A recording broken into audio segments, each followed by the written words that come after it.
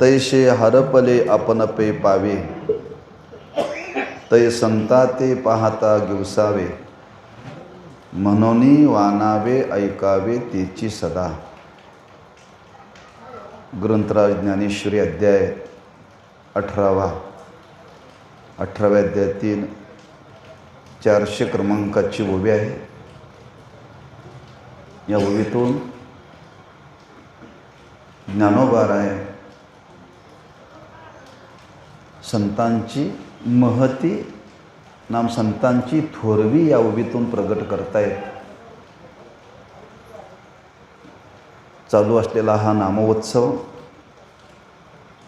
संत सम्राट श्री ज्ञानेश्वर महाराजांच्या संजीवन समाधी सोहळ्याच्या निमित्ताने ग्रामस्थ भाविक भक्त सरवडे या सर्वांच्या सहकार्याने आणि त्या नामोत्सवातील याची सेवा आपल्या वाट्याला आलेली आहे. तेव्हा संतांचा हा संजीवन समाधी सोहळ्याच्या निमित्ताने संपन्न होणारा उत्सव आहे. याचा अर्थ संतांनी आपल्या जीवनामध्ये जे कार्य केलं आणि त्या कार्याची पूर्तता झाल्यानंतर संत आपल्या स्वरूप स्थितीमध्ये स्थिरावले. संत जीवन आहे आणि संत जीवन हे समाजाकरता आहे बरं का. पण संत हे समाजाकरता आहेत हे समाजाला फार उशिरा कळलं बरं का.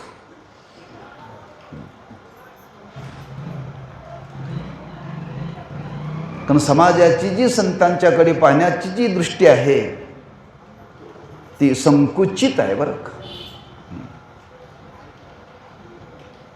आजपर्यंत संत जीवनाचा आपण जर आढावा घेतला, संत हे समाजाच्या उद्धाराकरता अवतीर्ण झाले बरं का. किंबहुना समाजाला आपलं जीवन कशा पद्धतीनं मार्गक्रमण करावं याची एक दिशा देण्याचं काम संत महात्म्यांनी केलेलं आहे. या भूतलावरती जर संत जर झाले नसते तर आज माणसाला जगणं मुश्किल झालं असतं बरं का. आपल्या जीवनाचा विचार करा, काय जीवनाची आपली अवस्था आहे.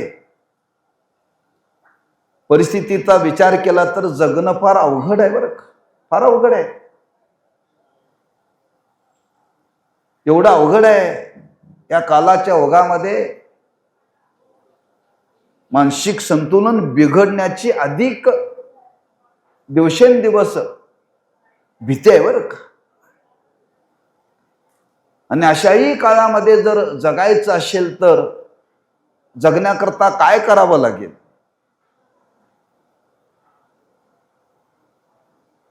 याचा गांभीर्याने आज आपण विचार केला पाहिजे बरं का. आणि गांभीर्याने विचार केल्यानंतर आपल्या लक्षात येईल की आपल्या जीवनामध्ये खरंच एक तारक जीवन म्हणजे संत जीवन आहे बरं का. तेव्हा त्या संतांच्याकडे अशा दृष्टीनं आपण पाहावं की खरंच त्यांच्याकडे पाहिल्यानंतर,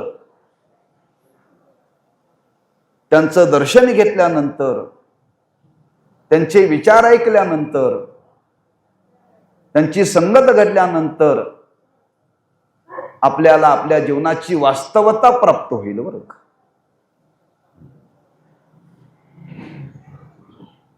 आज आपण आपल्या स्वरूपापासून च्युत झालेलो आहोत, बाजूला गेलेलो आहोत.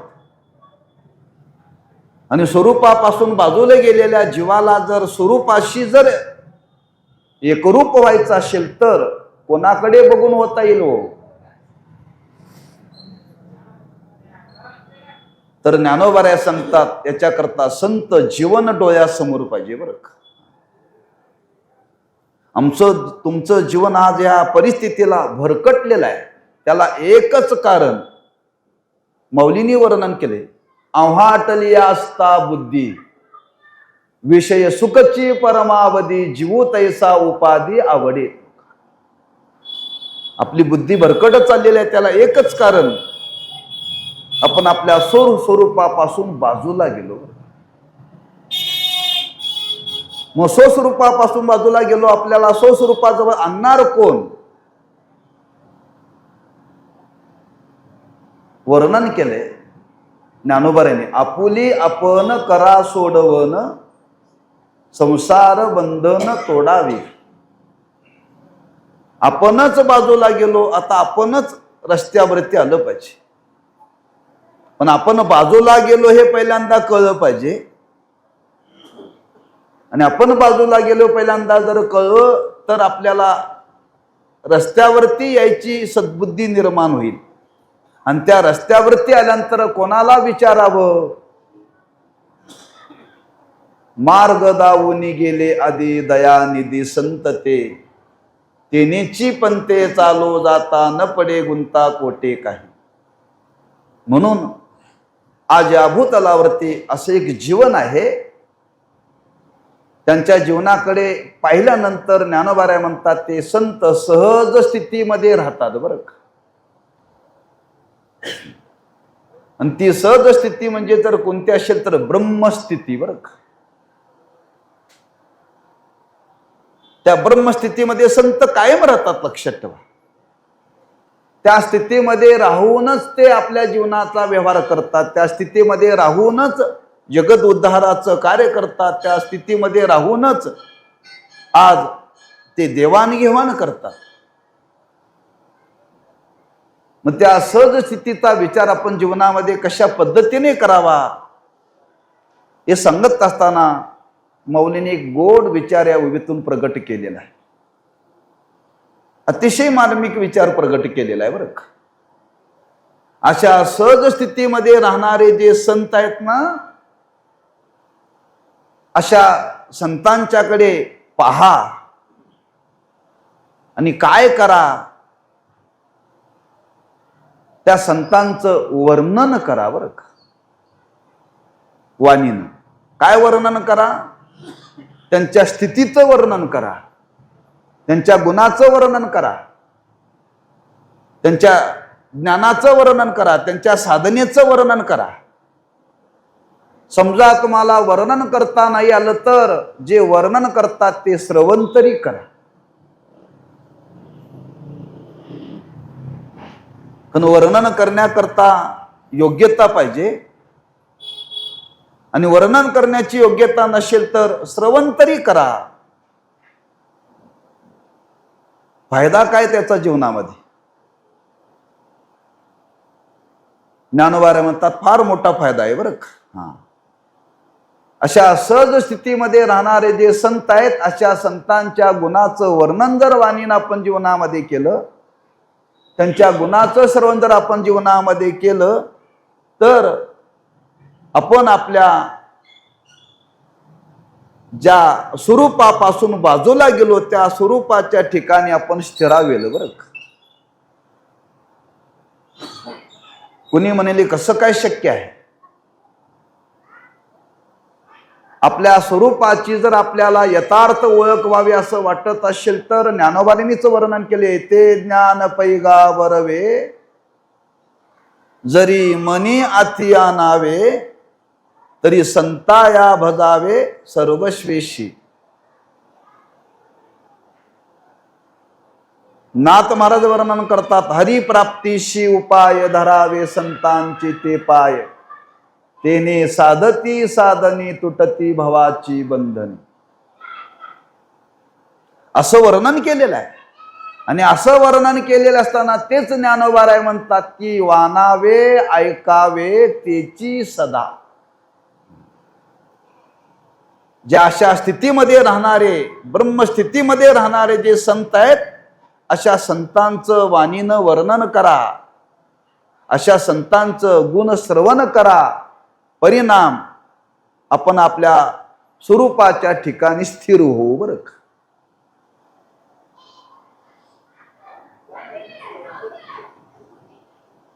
याचा एक विचार मांडत असताना माऊलीने विचार प्रगट केलेला आहे.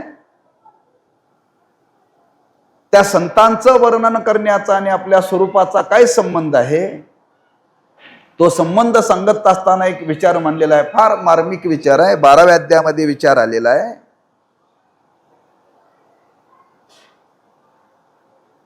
की जो संतांचं वर्णन करतो, जो संतांच्या चरित्राचं वर्णन करतो, तो देवाला प्रिय होतो बरं का.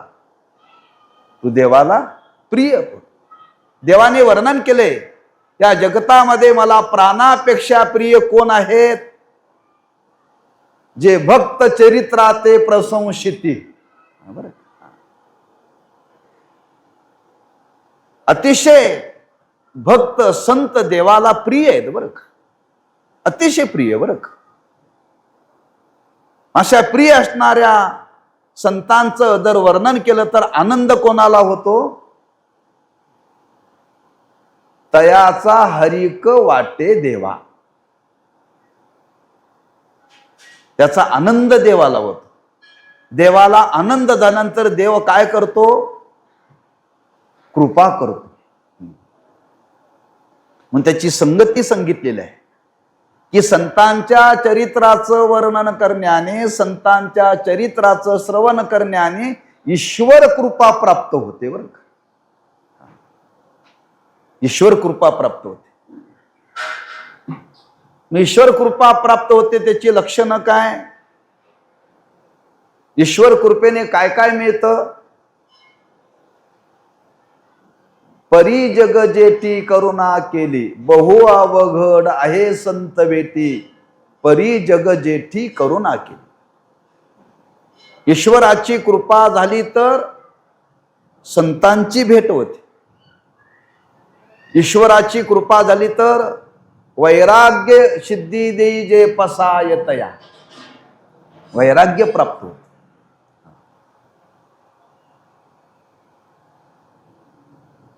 म्हणजे ईश्वराच्या कृपेने वैराग्य प्राप्त होतं. वैराग्य प्राप्त कधी होतं, वैराग्य प्राप्त ज्या वेळेला होतं, ज्यावेळी अंतकरणाची शुद्धी होते त्याच वेळेला. अंतकरणाची शुद्धी ज्याची झाली त्यालाच ज्ञान होतं बरं, त्यालाच ज्ञान होतं.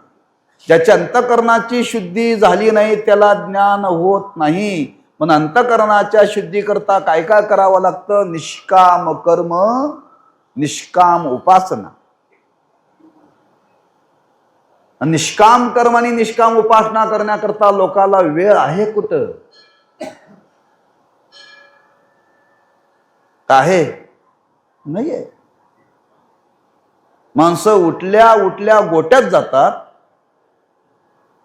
आणि झोपताना गोट्यात जाऊन झोपतात बरं का.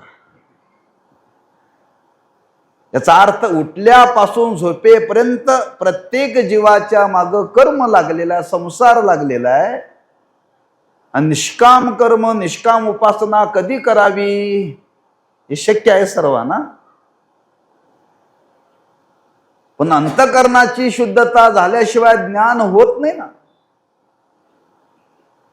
अंतकरणाची शुद्धता होण्याकरता ही साधना केली पाहिजे.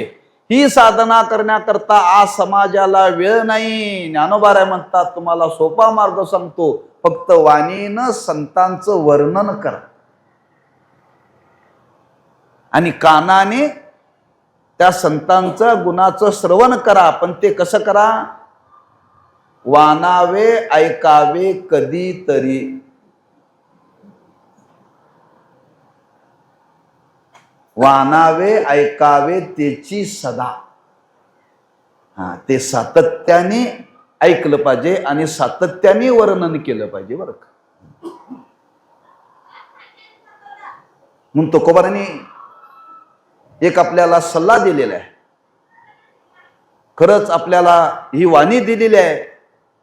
या वाणीनं जर वर्णन करायचं असेल तर कोणाचं तरी वाणीनं वर्णन करू नका. वर्णाविती थोरी एका विठ्ठलाची किंवा वर्णाविती थोरी एका संतांची. ह्या वाणीनं वर्णन करायचं ना, कीर्ती मानवाची सांगू नये. या वाणीनं वर्णन करायचं असेल तर एक देवाचं वर्णन करा, आणि या वाणीनं वर्णन करायचं असेल तर एक संतांचं करा. बाकी कोणाचं करू नका, स्वार्थापोटी सुद्धा कोणाचं करू नका बरं का.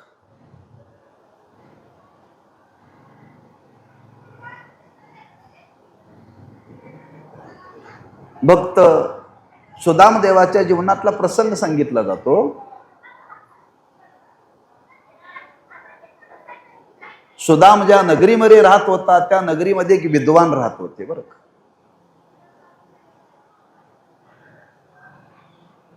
आणि त्या विद्वानाने सुदामदेवाची योग्यता जाणली. ते मित्र होते सुदामदेवाचे. त्यांच्या लक्षात आलं, हा सुदामदेव सुद्धा फार विद्वान आहे, भगवत भक्त आहे, पण याच्या वाट्याला दारिद्र्य आलेलं आहे. याचं दारिद्र्य घालवण्याकरता काय करावं. त्या विद्वानाच्या लक्षात आलं, आपल्या गावाच्या नगरीचा राजा आहे. आता राजा आहे म्हटल्यानंतर तो संपन्न आहे. त्या राजाकडे आपण सुदामदेवाला घेऊन जावं, असं त्या विद्वानाच्या मनामध्ये विचार आला.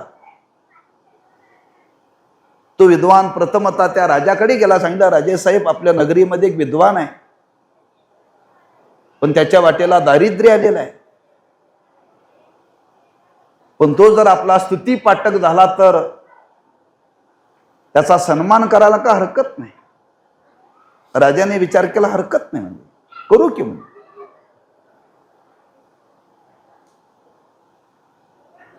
राजाचा विचार घेऊन तो विद्वान सुदामदेवाकडे आला आणि सांगितलं, सुदामदेवा, आपण विद्वान आहात, माझी मित्र आहात, तुमची अवस्था पाहिली आणि अवस्था पाहिल्यानंतर तुमच्या जीवनातलं दारिद्र्य जावं अशी माझी इच्छा. याच्याकरता आपला हा राजा आहे, त्या राजाची स्तुती करा, आपल्याला मान सन्मान मिळेल, धन मिळेल, आपल्या जीवनातलं दारिद्र्य जाईल. सुदामदेवाने सांगितलं, माझी वाणी मी देवाच्या वर्णनाकरता समर्पित केलेली आहे. मी आता कोणाही मानवाचं वर्णन करणार नाही. मला खायला नाही मिळालं तरी चालेल, प्राण गेला तरी हरकत नाही, पण मी माझ्या वाणीनं कुठल्याही सामान्य व्यक्तीचं वर्णन करणार नाही. वर्णावेती थोरी, वानावे ऐकावे तेची सदा. कुणाचं वर्णन करावं,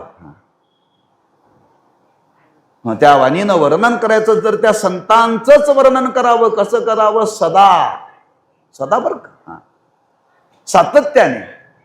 कारण साधना सांगत असताना शास्त्रामध्ये हाच विचार मांडलाय की साधना करत असताना भागवतामध्ये विचार आलाय, त्याच्यामध्ये सातत्य पाहिजे.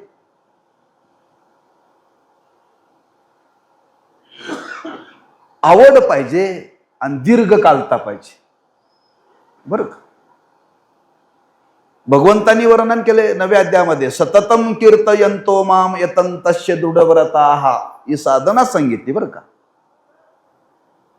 आणि तीच साधना भागवतामध्ये सांगितली, सदू नैरंतर सदा, असं वर्णन केले बरं का. निरंतर सातत्याने त्यांचं वर्णन केलं पाहिजे, सातत्याने त्यांचं वर्णन केलं पाहिजे. कोणाचं वर्णन करायचं आहे, जे सहज स्थितीमध्ये राहतात त्यांचं बरं का, कोणाचं तरी नव्हे. जे ब्रह्मस्थितीमध्ये राहतात त्यांचं तुकोबारांनी वर्णन केले, हेच वर्णन केले. पण वर्णन करण्याची महाराजांची शैली थोडीशी वेगळी आहे. पुण्यवंत व्हावे घेता सज्जनांची नावे,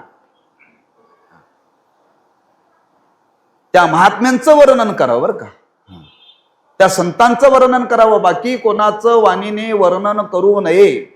ज्या स्थितीला हे महात्म्य प्राप्त झालेत त्या स्थितीला वर्णन करणारा सुद्धा प्राप्त होतो. याच ओवीच्या आधी 3 ओव्या अलीकडे आहे, मुक्ता ते निर्धारिता लावे आपलीच मुक्तता बरं.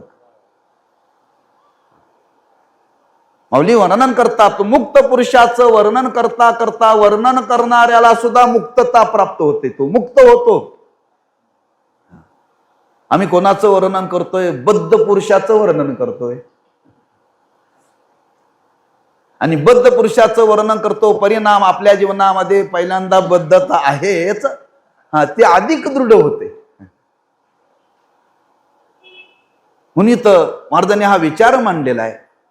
वर्णन करायचं आहे ना वाणीनं, त्या महात्म्यांचं वर्णन करा. काय वर्णन करा? कुणी म्हणेल आम्हाला त्यांची स्थिती कळणार नाही, पण हे महात्म्य आहेत एवढं तरी कळेल का नाही? हे महात्म्य तेवढं तरी कळेल का ना? मग त्या महात्म्यांचं तुम्ही दोन्ही बाजूनी विचार करा. लौकिक दृष्टीने विचार करा, अलौकिक दृष्टीने विचार करा. त्या महात्म्यांनी जीवनामध्ये जी केलेली साधना, त्या साधनेचं चिंतन करा. त्या महात्म्याने आपल्या जीवनामध्ये काय समाजाकरता केलेलं कार्य आहे, त्या कार्याचं चिंतन करा. किंवा त्या महात्म्यांचा बोध काय, त्या बोधाचं चिंतन करा. त्या महात्म्यांनी जीवनामध्ये साधना कशी केली, त्या महात्म्यांनी साधना करत असताना त्या संसारामध्ये राहूनच केली, संसार आणि ती साधना कशी केली याचंही चिंतन जरी केलं तरी त्या चिंतनाचा परिणाम वर्णन करणाऱ्याच्या अंतःकरणावरती होईल बरं का. नवे नवे असं वर्णन केले. अशा महात्म्याचा संसार जरी वाणीने वर्णन केला तरी आपल्या अंतःकरणाला शुद्धता प्राप्त होईल बरं का. समजा आपल्याला त्यांचा बोध कळला नाही, त्या बोधाचं आपल्याला वर्णन करता आलं नाही. तुकोबऱ्यांचा संसार पूर्वीचा पहा, संसार तुकोबऱ्यांनी कसा केला त्या संसाराचं वर्णन करा. म्हणजे पूर्व चरित्राचं त्यांचं वर्णन जरी आपण वाणीनं केलं तरी त्या वर्णन करण्याने आपल्या अंतःकरणावरती त्याचा फार मोठा परिणाम होईल बरं. असं त्या पुरुषाचं जीवन आहे, लक्षात ठेवा. म्हणून आज आपल्याला आपलं स्वरूप प्राप्तच आहे, पण अप्राप्त झाल्यासारखं झालंय बरं का. त्याच्यावरती आवरण आलेलं आहे. म्हणून तो शब्द वापरलेला आहे माऊलीने, तैसे हरपले आपण पे पावे. आपलं स्वरूप हरपलेलं आहे म्हणजे अप्राप्त झाल्यासारखं झालेलं आहे. प्राप्तच आहे. हरपलं, हरपलं म्हणजे हरवल्यासारखं झालंय. मग हरवल्यासारखं झालेलं आहे का हरवलेलं आहे? हरवलेलं नाही, हरवल्यासारखं झालंय बरं. त्या ज्योतिष शास्त्रामध्ये काही मंत्र आहेत बरं का सर. आपण घरामध्ये जर वस्तू ठेवलेली असेल आणि ती वस्तू जर आपल्याला सापडत नसेल, मौल्यवान वस्तू आहे, ती सापडत नसेल तर काही मंत्र आहेत, त्या मंत्राचं अनुष्ठान केलं की ती वस्तू कुठं आहे याचं स्मरण होतं बरं का. बऱ्याच गोष्टी आहेत दिलेल्या आहेत. मौल्यवान वस्तू आहे, सापडत नाही, शोध घेतला, आपल्या हाताने ठेवलेली आहे, सगळ्यांना विचारलं, सगळा शोध घेतला तरी सापडेना. त्या मंत्राचं अनुष्ठान करा आणि मंत्राचं अनुष्ठान केल्यानंतर ती वस्तू कुठं ठेवली याचं स्मरण होतं. जर व्यावहारिक जीवनामध्ये अनात्म वस्तू जर विसरलेली, त्या अनात्म वस्तू विसरलेल्या वस्तू करता जर एखाद्या मंत्राच्या साहाय्याने स्मरण होतं, ही तर आत्मवस्तू आहे हो, ही सापडणार नाही का. मला भविष्य सांगायचं नाही बरं का. म्हणजे त्या मंत्राचं सामर्थ्य हो, अनात्म वस्तू आहे ती वस्तू जर एका मंत्राच्या साहाय्याने सापडते, आपलं तर स्वरूप जाग्यावरतीच आहे, पण ते आपण त्या स्वरूपाला विसरलोय. त्या स्वरूपाला विसरलोय, आपणच विसरलोय बरं का. आपण पे हरपले माऊली म्हणतात. त्या हरपले म्हणजे अप्राप्त झाल्यासारखं झालेलं आहे. अप्राप्त झालेलं प्राप्त व्हावं असं वाटत असेल तर काय करा, काही करू नका, तै संता ते पाहता गिवसावे. त्या संतांच्याकडे पहा, त्यांचं चरित्र पहा, त्यांचं जीवन पहा, त्यांचं दर्शन घ्या, त्या संतांच्याकडे पहा बरं. त्यांनी जीवनामध्ये काय काय केलं त्या संतांच्या जीवनाचं अवलोकन करा. उचापत्या करणाऱ्या माणसाच्या जीवनाचं अवलोकन करण्यापेक्षा संतांच्या जीवनाचं अवलोकन करा ना. त्या वर्तमानपत्रामध्ये एखादी बातमी दिली जाते आणि बातमी दिल्यानंतर पहिल्यांदा ती बातमी दिल्यानंतर ते घडलं कसं त्याचा वृत्तांत दिला जातो खाली बरं का. मग ती चोरी असेल, अपघात असेल, एखाद्याने खून केलेला असेल, एखाद्याने एखाद्याची वस्तू पळवली असेल, कशा पद्धतीने घडलं त्याचा वृत्तांत दिला जातो. माणसं बारकाव्याने वाचतात बरं का पेपर.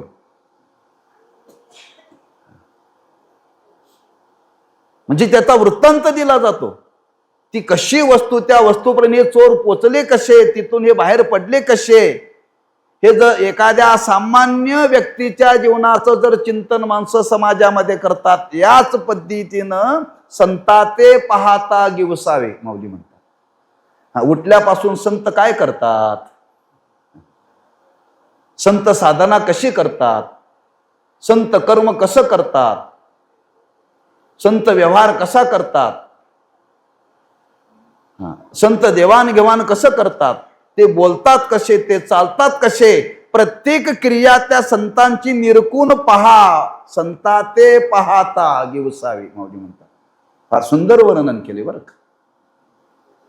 फक्त त्या संतांच्या जीवनाचं अवलोकन करा आणि ते सातत्याने करा बरं का, सातत्याने करा. सातत्याने त्यांच्या जीवनाचं अवलोकन करण्याने त्या संस्काराचा परिणाम आपल्या अंतःकरणावरती होतो, आपल्या अंतःकरणावरती होतो. बाकी काही आपल्याला करावं लागत नाही. त्यांचं वागणं पुन्हा पुन्हा पुन्हा पुन्हा पाहून आपल्याला कालांतराने वाटतं आपणही असं वागलं पाहिजे बरं. त्यांचं बोलणं पाहून पुन्हा पुन्हा पुन्हा आपल्याला वाटतं आपणही असं बोललं पाहिजे बरं का. म्हणजे कालांतर म्हणून सदाशब्द वापरला, सातत्य ठेवा याच्यामध्ये. आणि या सातत्याचा परिणाम आपल्या मनावरती ते बिंबत, मनावरती ते बिंबत, लक्षात ठेवा. त्याचा विचार आपण करा, एकांतामध्ये कळेल. माणसाचा स्वभाव आहे, बऱ्याच गोष्टी माणसाला न वाचता न कळता पाहण्यातून मनावरती बिंबतात बरं का, मनावरती बिंबतात. लहान मुलं संगीत शिकायला जात नाहीत, पण टीव्हीवरचं बघून बघून ती नाचतात बरं का, बघून बघून नाचतात. तो कसा नाचतो ते हावभाव पाहतात, सगळे अभिनय पाहतात. आणि पाहता पाहता ते एवढं सुंदर नाचतं, एवढं सुंदर नाचतं, नाचता नाचता त्या नाचण्याचा ते एवढं सराव करतं. ते सराव केल्यानंतर ज्याला टीव्ही मध्ये बक्षीस मिळालं तेवढं त्याला बक्षीस मिळतं. हे कुठे शिकायला गेलेलं नसतं बरं. हाच विचार इकडं आणा बरं का. संतांच्या जीवनाचं अवलोकन करा आणि संतांच्या जीवनाचं अवलोकन केल्यानंतर आपल्या जीवनातले विचार बदलायला सुरुवात होईल बरं का. आणि विचार जर बदलायला सुरुवात झाली तर समजा व शास्त्र सांगतं, काय सांगतं, शुभेच्छा, चांगली इच्छा. म्हणजे तुम्ही आज परमार्थाच्या मार्गावरती आला बरं का, परमार्थाच्या मार्गावरती आला. एक एक पायरीनं आपली ही वृद्धी होणार आहे, लक्षात ठेवा. फक्त त्या संतांच्याकडे पाहायचा, निरकून पाहायचा आहे. कसं पाहायचं आहे, सद्भावनेनं. कशा करता पाहायचं आहे, आपलं स्वरूप आपल्याला प्राप्त होण्याकरता बरं का. म्हणजे त्या पाहण्यामध्ये, वर्णन करण्यामध्ये, श्रवण करण्यामध्ये एवढं गुणाचं सामर्थ्य आहे की आपल्या अंतःकरणाला शुद्धता सहज प्राप्त होईल बरं का, सहज प्राप्त होईल. काहीही करावं लागणार नाही, काही करावं लागणार नाही, लक्षात ठेवा. म्हणून ज्यांनी आपल्या जीवनामध्ये याचं अवलोकन केलेलं आहे अवलोकन केलेलं लक्षात ठेवा. अनेक संतांची चरित्र पहा. नाथ महाराजांच्या जीवनामध्ये, त्यांच्या सेवेमध्ये गावबा नावाचा एक भक्त होता. काय होता? गावबा नावाचा भक्त होता. तो काय करायचा? 2 टाइम खायचा आणि काय काम करू वाटलं तर करायचा बरं का, बाकी काय करत नव्हता. पण सतत मात्र महाराजांच्या सानिध्यात राहायचा बरं, सतत राहायचा सानिध्यात. आणि त्या सानिध्याचा परिणाम त्याच्या जीवनावरती झाला. चरित्र पहा. राहिलेलं भागवत कोणी पूर्ण केलं? गावबाने केलं. फक्त पंक्तिपटू होता बरं का, पण पंक्तिपटू होता, पण सदा संतांच्या बरं का. संतांच्याच पंक्तीमध्ये सदा तो राहायचा. इतरांच्या पंक्तीला तो जात नव्हता. आम्ही सगळ्याच पंक्तीला जातोय बरं का. तो आमच्या जीवनावरती पंक्तीचा परिणाम होत नाही, परिणाम होत नाही. लक्षात सांगण्याचा भाव आहे, अंतःकरणावरती त्यांच्या ह्या गुणाचा, श्रवणाचा, दर्शनाचा फार परिणाम होतो बरं का. लक्षात ठेवा. नवे नवे असं वर्णन केलंय. वर्णन करण्याने जर ईश्वराची कृपा होते. नाथ महाराजांनी वर्णन केले, भाव धरून या वाचे ज्ञानेश्वरी कृपा करी हरी तयावर. त्यांचं वाङ्मय जर आपण वाचलं तर ईश्वराची कृपा होते. वाङ्मय वाचणं काय आणि अशा महात्म्यांचं वाणीनं वर्णन करणं काय? शेवटी वर्णनाचा विषय एकच आहे ना, वर्णनाचा विषय एकच आहे. त्या वर्णनाचा परिणाम जसं ईश्वराची कृपा होते, तसं संतांनी जीवनामध्ये केलेली साधना, त्यांच्या जीवनामध्ये प्राप्त झालेला बोध, याचं जर आपण सतत सातत्याने जर अवलोकन केलं तर आपल्या मनावरती शास्त्र बिंबायला परिणाम वेळ लागणार नाही बरं का. शास्त्र बिंबायला वेळ लागणार नाही.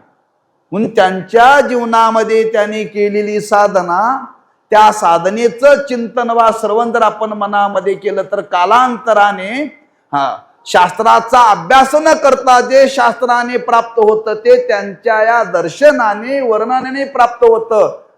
अशी अवस्था प्राप्त झाली तर समजावं शास्त्र कृपा झाली बरं का. पण वाक्य मात्र लक्षात ठेवा, वानावे ऐकावे तेची सदा. सदा त्यांचंच वाणीनं वर्णन करायचं आहे. सदा त्यांचंच गुणाचं श्रवण करायचं आहे. याच्या व्यतिरिक्त बाकी काहीही करायचं नाही. साधना ही फार मोठी साधना, लक्षात ठेवा. आणि आमच्या तुमच्या करताही महाराजांनी सांगितलेलं आहे, आपण संसारिक आहोत. फक्त संतांच्या जीवनाचं अवलोकन करा, बाकी काही जीवनामध्ये साधना करू नका. कधी करा? आयुष्यभर करा. उठल्यापासून झोपेपर्यंत करा.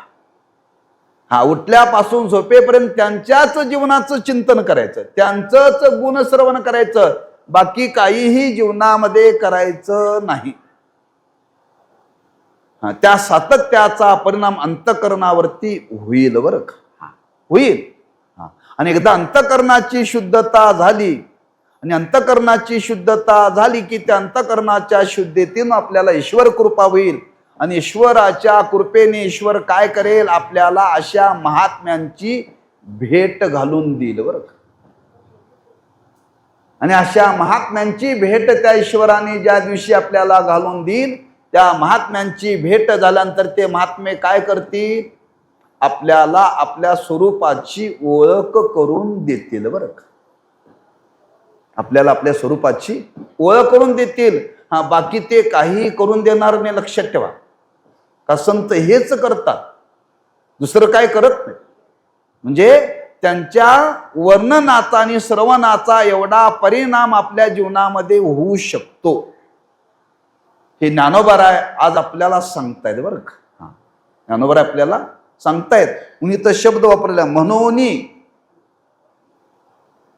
वानावे ऐकावे त्याची सदा शब्द वापरला कशा करता म्हणून बरं का.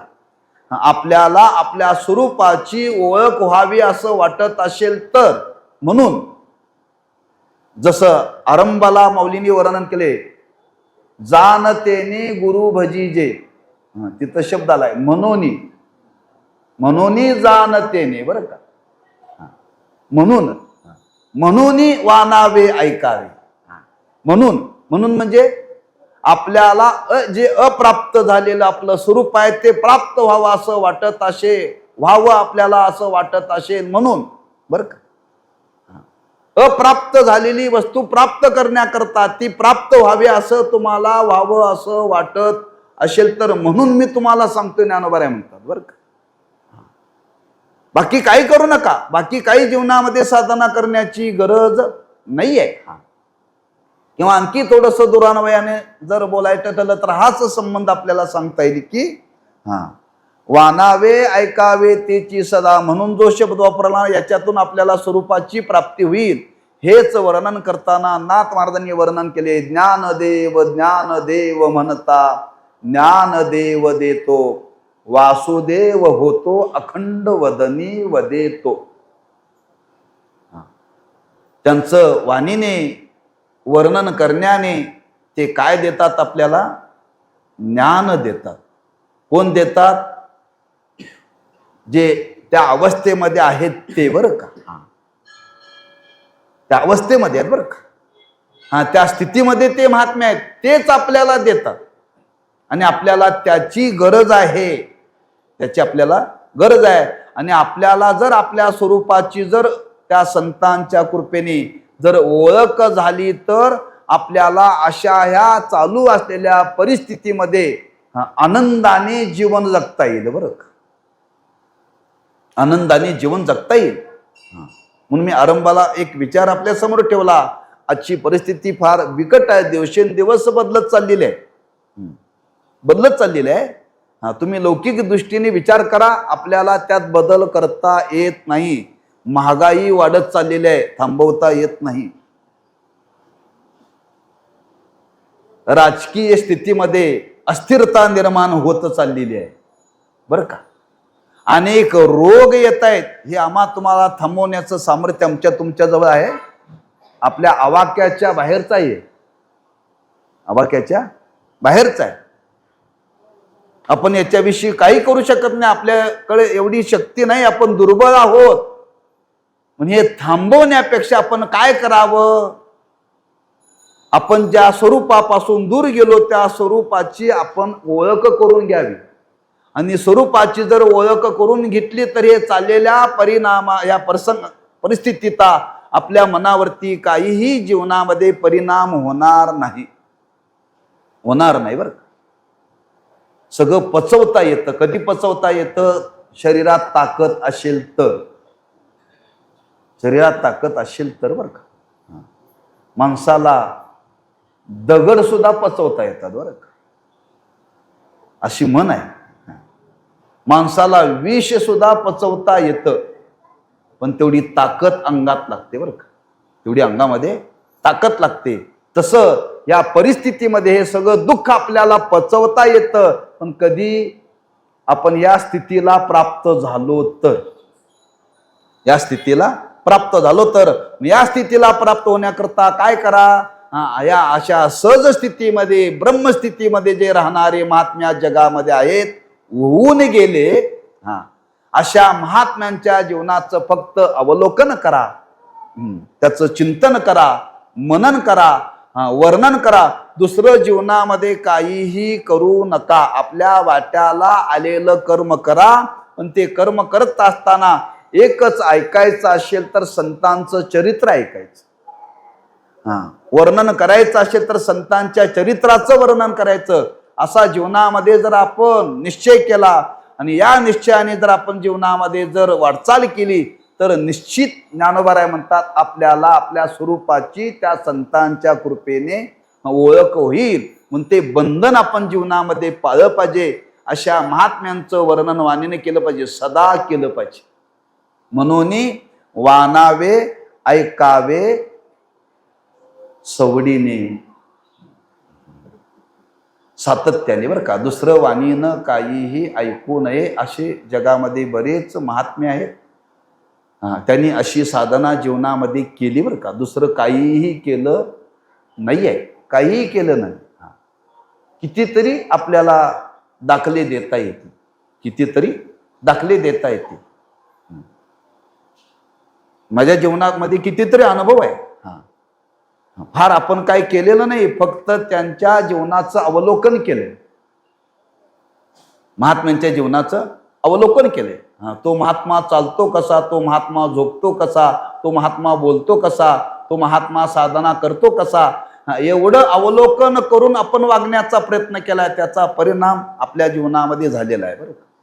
असं वागता येतं, असं वागता येतं. म्हणून ते महात्मे सामान्य नाहीत. आज ते महात्मे आपल्या ब्रह्मस्थितीमध्ये राहून त्या जगत उद्धाराचं कार्य त्यांनी केलं. आणि त्या अशा महात्म्यांचं जीवन डोळ्यासमोर ठेवून त्या महात्म्यांच्या जीवनाचं अवलोकन करा. हीच आज परिस्थितीला परमार्थाची साधना आहे. ही परमार्थाची साधना आहे बरं का. म्हणजे संतांचं वाणीनं वर्णन करणं, गुणवर्णन करणं, त्यांच्या चरित्राचं वर्णन करणं आणि त्यांच्या गुणाचं श्रवण करणं, हीच आजच्या परिस्थितीला आपल्या जीवनामध्ये ही संतांची साधना आहे. आणि ती साधना आपल्या जीवनामध्ये घडावी का असे संत या भूतलावरती होऊन गेले. कोण होऊन गेले ते हे निवृत्तीनाथ, ज्ञानेश्वर सोपान, मुक्ताबाई ज्ञान दीप्ती करा. अशा संतांचं अवलोकन आपण जीवनामध्ये करावं आणि आपल्या जीवनाचा उद्धार करून घ्यावा. ज्यांच्या जीवनातूनही आपल्याला प्राप्त करता येतं त्याच संत महात्म्यांनी हा जगाला दिलेला फार मोठा संदेश आहे. उनित ज्ञानोबाराय वर्णन करतात, तैसे हरपले आपण पे पावे, तै संता ते पाहता घेऊसावे, मनोनी वानावे ऐकावे तिची सदा. असा या उवीचा एक थोडक्यामध्ये भाव आपल्या समोर प्रगट केलेला आहे. उत्तर आपल्या जीवनामध्ये अशा महात्म्यांच्या विषयी श्रद्धा वाढीला लागून आपल्या जीवनामध्ये अशी साधना घडून आपल्या जीवनामध्ये ही अवस्था प्राप्त व्हावी.